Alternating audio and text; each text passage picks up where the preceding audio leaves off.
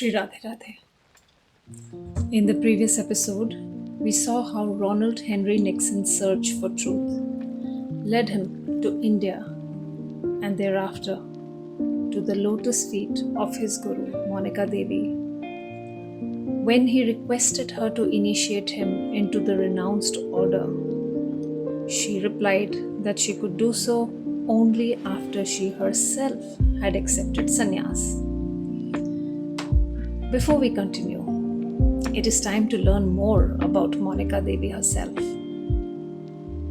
Monica Devi was born in 1882 into a respected Bengali family in Ghazipur, a town on the sacred banks of the river Ganga in North India. She was raised in an environment where education, culture, and spirituality flourished side by side. Her father, Rai Bahadur Gagan Chandra Roy, was one of Ghazipur's most distinguished citizens. Their home was a gathering place for scholars, saints, and eminent personalities.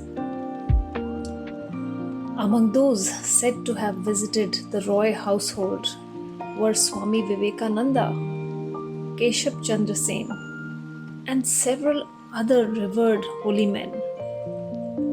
Their conversations and spiritual presence left a lasting impression on the young Monica, awakening within her a deep attraction towards the spiritual life from an early age. An interesting incident is associated with her birth. On the very night she was born, a Christian bishop happened to be a guest at the Roy residence. He said that he had dreamt of Saint Monica, the mother of Saint Augustine, the very night Monica Devi was born, and suggested that the newborn be given the same name.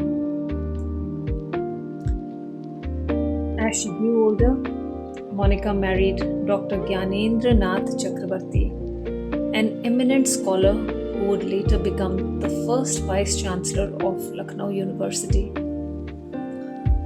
A deeply spiritual man himself, Dr. Chakrabarti not only understood Monica's spiritual aspirations, but wholeheartedly encouraged and supported her in pursuing them. Influenced by her husband's deep interest in theosophy, Monica Devi too became deeply interested in it. Together, they had 4 children. Many years later, after Monica Devi had transitioned and become Yashodama, a visiting devotee to the ashram revealed that it was known from reliable sources that whenever Swami Vivekananda visited her maternal home, he would seek her out. He himself had worshipped her. Yashodama was dismissive of this, but the devotee further revealed that he had not only offered flowers at her feet, but had also sung stutis in her honor. Not once, but a number of times. Yashodama said that Swami Vivekananda's voice was one of the sweetest she had ever heard. We will learn more about Ma as we progress with the story.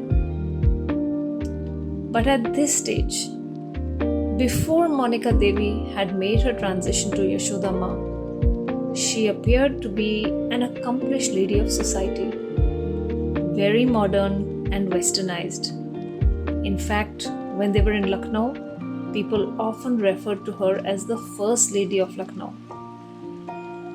She was exceptionally well educated, refined in her manners, and possessed remarkable intelligence. Professor Chakravarti and Monica Devi frequently hosted gatherings at their home, attended by scholars, administrators, and other distinguished members of Lucknow's intellectual and social circles. As the gracious hostess, Monica Devi moved effortlessly among her guests. Elegantly dressed and impeccably groomed, she greeted everyone with warmth, engaging them in lively conversation amid laughter, music, and the haze of cigarette smoke. To all who saw her, she appeared to be the perfect lady of society, completely at ease in that world. No one was privy to the depth of her inner spiritual life. And now they were in Banaras, one of the holiest cities on the planet, where she was mentoring Ronald Nixon and a few other disciples. It was now finally time for her to fully embrace the calling of her life. At Ronald Nixon's request for sannyas diksha, she first had to accept the saffron robes herself. She sought her husband's blessings to lead the life of a Vairagini, dedicating herself entirely to the service of Sri Krishna. Gyanendra Chakravarti respected his wife's spiritual aspiration, and instead of becoming an obstacle, he set her free. She then traveled to Vrindavan, where she received sannyas initiation from Acharya Sri Bal Krishna Goswami Ji of the Radha Ramanji temple, and was given her new name, Yashodama. With this decision, a significant chapter was about to begin. Her outward life had changed. But more importantly, it reflected what had already taken place within her heart. The devotion that she had quietly concealed behind the responsibilities of worldly life could now flow without interruption. Her life became completely dedicated to the loving service of Sri Krishna. Having accepted Vaishnava sannyas herself, she returned and fulfilled the promise she had made to Ronald.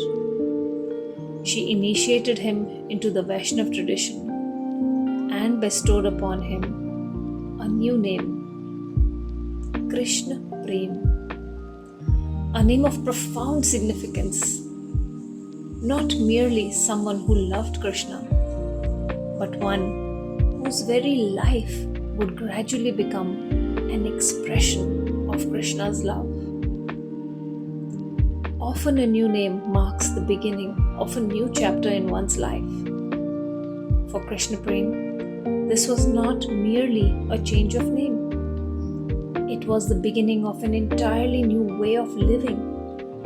His life would now be devoted completely to the service of Sri Krishna.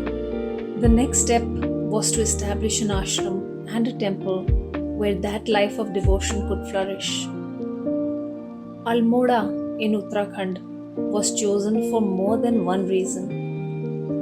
Nestled in the serene foothills of the Himalayas, it provided the peaceful atmosphere that such a spiritual undertaking required. At the same time, the mountain climate was considered beneficial for Yashodama, who had been suffering from a lung ailment. Thus, what was medically advisable also became spiritually significant. Dr. Chakravarti accompanied them to Almora.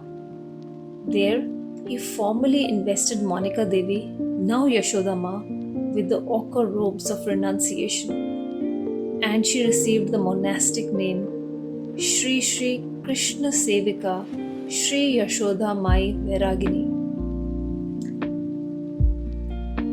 Shortly thereafter, Dr. Chakravarti's health compelled him to return to Banaras, while Yashodama remained in the Himalayas to pursue the life to which she had dedicated herself. The search for a suitable site took nearly 2 years.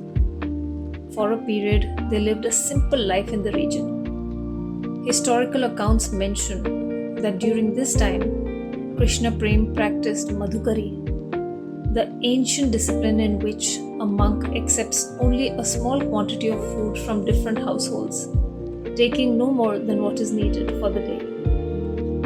Yashodama wanted more than just a place of worship. She envisioned an ashram that would be simple, self-sufficient, and centered entirely around the loving service of Sri Radha and Krishna. At last, an appropriate piece of land was found in a small village called Mirtola. Building in such a remote Himalayan region was far from easy. Every stage of construction demanded patience, perseverance, and unwavering determination. Yet, by Krishna's grace, the work steadily progressed, and in 1931, the temple was finally completed and ceremonially consecrated. A beautiful temple of Sri Radha and Krishna was established there. The ashram came to be known as Uttar Vrindavan or the Northern Vrindavan. At some point during this time, Dr. Gyanendra Nath Chakravarti concluded his passage through this mortal plane. The surroundings were peaceful, far removed from the bustle of cities. The ashram became a place of worship, jap, meditation, scriptural study, and loving service to Sri Radha Krishna. Krishna Prem participated in every aspect of ashram life. Historical accounts mention that when the Brahmin cook left the ashram, Krishna Prem himself took over the cooking for the Lord. Through his service, he taught one and all that no service was too small when offered to Krishna. Life at the ashram revolved around the traditional Gaudiya Vaishnava worship that Yashoda Ma had received from her guru. But for her, these sacred rituals were never mere external observances. She taught that when performed with genuine devotion and inner awareness, every act of worship became a means of awakening the heart to God. Ritual, when infused with love, ceased to be ritual. It became a living relationship with the divine. Alongside her spiritual life, Yashodama also shared her insights through writing. In 1937, her book Punaravartan was published by Pandit Chandrasekhar Avasthi of Lucknow. Sri Krishna Prem later translated it into English under the title The Homeward Journey, making her spiritual reflections accessible to a wider audience. Gradually, seekers began arriving at the ashram. What had begun as a solitary spiritual retreat slowly blossomed into a small community of devotees. A few cottages were built to accommodate those who wished to dedicate their lives to spiritual practice. Among those who gradually became an integral part of the ashram was Yashoda Ma's daughter, Moti Rani. Though born with a club foot and plagued by frail health throughout her life, she possessed remarkable courage and resilience. She was deeply intuitive and was believed to possess unusual spiritual insight. It is said that, like Yashoda Ma, she was at times able to help departed souls who remained bound by earthly attachments to continue on their onward journey. However, Yashoda Ma strictly instructed her never to display such abilities publicly. Moti Rani had a lively and mercurial nature, her moods often shifting quickly from laughter to sternness. She became Krishna Prem's first disciple and was later initiated into sannyas, remaining a devoted member of the ashram until her passing in 1951. Another of the first few disciples was Major Robert Alexander, Krishna Prem's friend from Cambridge and a highly qualified doctor at a leading hospital in Lucknow. Deeply moved by the spiritual life he witnessed there, he received Diksha from Krishna Prem and was given the name Haridas. In 1946, another Englishman, Alexander Phipps, arrived at the ashram. A former aeronautical engineer who had served during the Second World War at the Dum Dum Airport in Kolkata, He is said to have been profoundly moved during his very first meeting with Krishna Prem. Overcome with emotion, he had broken down in tears and resolved to dedicate the rest of his life to Guru Seva and Thakur Seva. He became known as Sri Madhav Ashish. Thus, in the quiet corner of the Himalayas, people born in different countries and raised in different cultures came together in the loving service of Sri Radha and Krishna under Yashoda Ma's guidance. The ashram sought to remain as self-reliant as possible. Wheat and potatoes were cultivated on the surrounding land, and a small number of cows were kept to meet its daily needs. Yashoda Ma's compassion extended beyond human beings. She possessed a deep reverence for nature and understood the importance of preserving the forests around the ashram.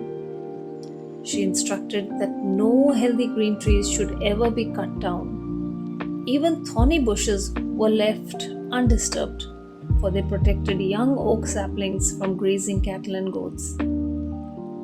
Long before environmental conservation became a subject of public discussion, she instinctively understood the vital role that forests play in sustaining life. Her concern for society found expression in another way as well. For many years, she ran a small school where local children received instruction in Hindi, English, and arithmetic. Although the school eventually had to close because of her declining health, its impact was so profound that the local panchayat later established a permanent school in the nearby village of Panuanola, which has since grown into a flourishing inter-college. Thus, the ashram became much more than a place of worship. It became a center of devotion, learning, selfless service, and harmony with nature, an enduring reflection of the ideals that Yashoda Ma and Krishna Prem lived every day. There is an amusing incident that Yashoda Ma once narrated when she was asked about Pahari Baba, with whom she had the good fortune of associating when she was young. She said, "I was about 14 years old. Once Pahari Baba was holding a bhandara. Every sadhu was going to receive a dhoti and a lota.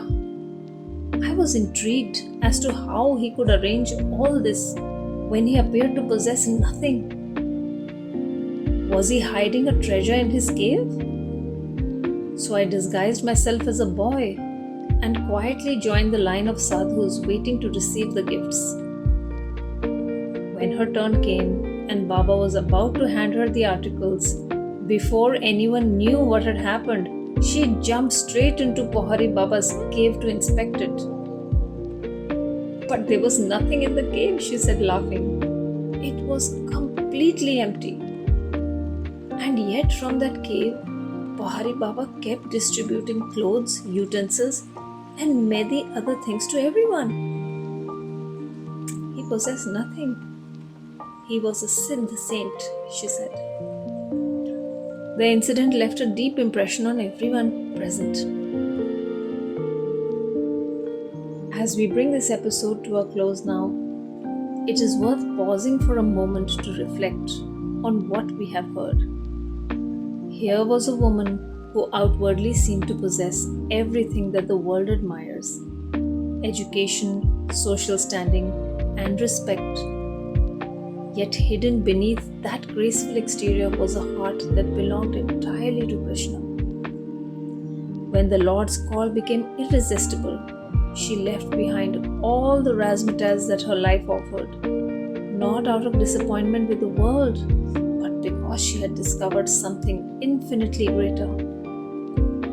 And in doing so, she not only transformed her own life, but also became the guiding light who would shape Ronald Nixon into the saint the world would one day know as Krishna Prem. The little ashram at Mirtola was far more than a collection of stone buildings in the Himalayas. It became a living Vrindavan, a sacred place where people from different lands and backgrounds forgot all worldly identities and united in the loving service of Sri Radha Krishna. It stands as a timeless reminder that divine love recognizes neither nationality nor race, but only the sincerity of the heart. As we go along, we shall hear how Krishna Prem's devotion deepened into extraordinary experiences with his beloved Gopal, and how the Lord lovingly responded to the heart of his devotee. Until then, may the boundless compassion of Sri Radha and Krishna awaken within our hearts an unshakable longing for their lotus feet. May the blessings of Yashoda Ma and Sri Krishna Prem guide us on the path of devotion, purify our hearts, and draw us even closer to the Lord. Shri Radhe Radhe.